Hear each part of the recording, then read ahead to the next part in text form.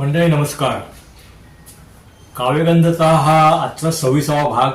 मागच्या 25व्या भागामध्ये आपण एक छोटंसं व्हर्च्युअल कवी संमेलन हे आपल्यापुढे ठेवलं होतं, सादर केलं होतं आणि त्याच्यामध्ये 2 नवकवींनी आपल्या कवी संमेलनाला व्हर्च्युअल भेटी दिल्या आणि त्यांच्या कविता सादर केल्या होत्या.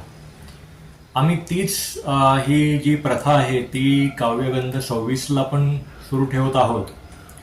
आज एका अशा कवितेचं सादरीकरण होणार आहे ज्यांनी आपल्या 75व्या वर्षामध्ये पदार्पण केलं आहे आणि त्यांना नुकताच मागच्या महिन्यामध्ये तितिक्षा गौरव पुरस्कार मिळालेला आहे. अध्यक्षा त्या इंटरनॅशनल संस्थेच्या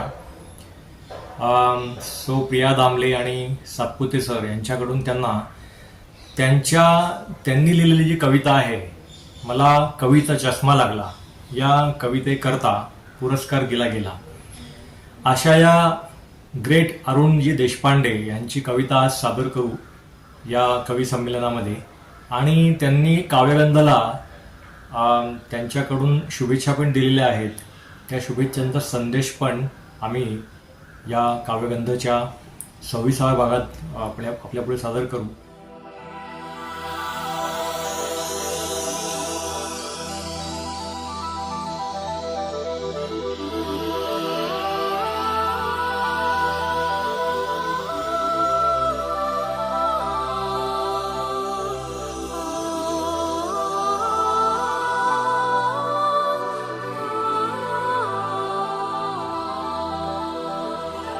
आज मला माझे कवी मित्र श्री सदानंद देशपांडे आणि नवीन आगर खेडकर यांनी काव्यगंध या त्यांच्या यूट्यूब चॅनलबद्दल माझे विचार मांडण्याची विनंती केली आणि त्याप्रमाणे आपल्यासमोर मी माझे विचार मांडतो आहे.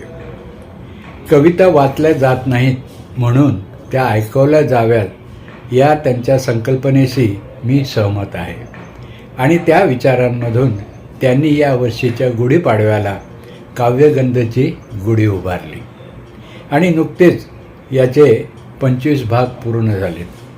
25व्या भागात त्यांनी इतर कवींना हे माध्यम उपलब्ध करून दिलं आहे आणि त्यांनीही त्यांच्या कविता सादर केल्या.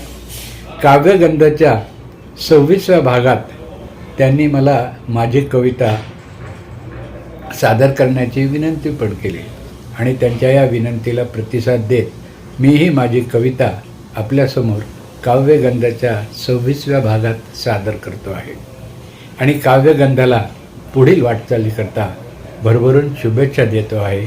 धन्यवाद.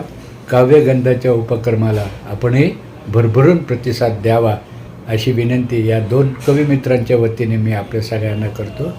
काव्य शुभेच्छा, शब्द शुभेच्छा. नमस्कार. मित्र, एक कविता सादर करतो आहे. कवीला कविता भेटण्याआधीची परिस्थिती वेगळी होती. ती कशी होती ते या कवितेमधून मी आपल्यासमोर सादर करतो आहे. तर एक कवीचं मनोगत त्याच्या कवितेमधून. कवितेचं शीर्षक आहे कविते तू भेटण्याआधी. कविते तू भेटण्याआधी. तू भेटण्याआधी हे कविते मी कधी एक ओळही ती साधी नव्हती लिहिली कधी. तू भेटण्याआधी हे कविते मी कधी एक ओळही साधी नव्हती लिहिली कधी. तू भेटण्याआधी तशी कवींच्या कवितेतून भेटत होतीस मला कधी कधी. तू भेटण्याआधी तशी कवींच्या कवितेतून भेटत होतीस मला कधी कधी. फक्त आपली थेट भेट झाली नव्हती कधी. फक्त आपली थेट भेट झाली नव्हती कधी. चंद्र चांदण्या आकाश. चंद्र चांदण्या आकाश नुसते पाहिले होते आधी.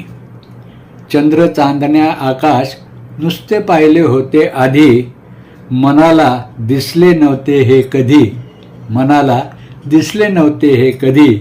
कविते तू भेटण्याआधी. कविते तू भेटण्याआधी. वरवरचे रूप तुझे वेगळे.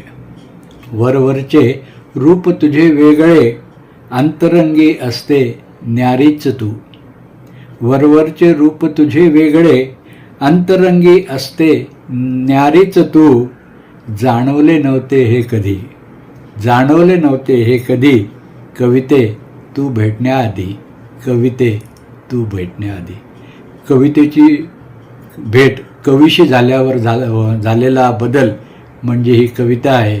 कवितेने नवी नजर दिली, नवे विचार दिले, नवे दृष्टिकोन दिले आणि नवी नवी माणसे मला भेटत गेली.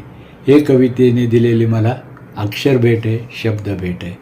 कविता कशी वाटली आपले अभिप्राय जरूर द्या. चॅनलला लाईक, कॉमेंट, मित्र सबस्क्राईब. हो, वय जरी वाढलं तरी रगातला हिरवटपणा काही कमी होत नाही. शारीरिक मर्यादा सोडली तर मन मात्र भरार घेत राहतं, जुन्या आठवणींना उजाळा देत राहतं, जुन्या आनंदी अनुभवांना कुरवाळत राहतं. बऱ्याच वेळा श्रावणधारा जुन्या दिवसातल्या सुखद प्रसंगांना उजाळा देत राहतात आणि कविता तयार होते. आपण आता बघतो आहोत, आपण आता सप्टेंबर महिन्यात आहोत, सप्टेंबर संपत आला तरी पाऊस काही थांबलेला नाही आहे. पावसाच्या रगातला आणि मनातला हिरवटपणा कमी होत नाही का? पाऊस थकत नाही आहे.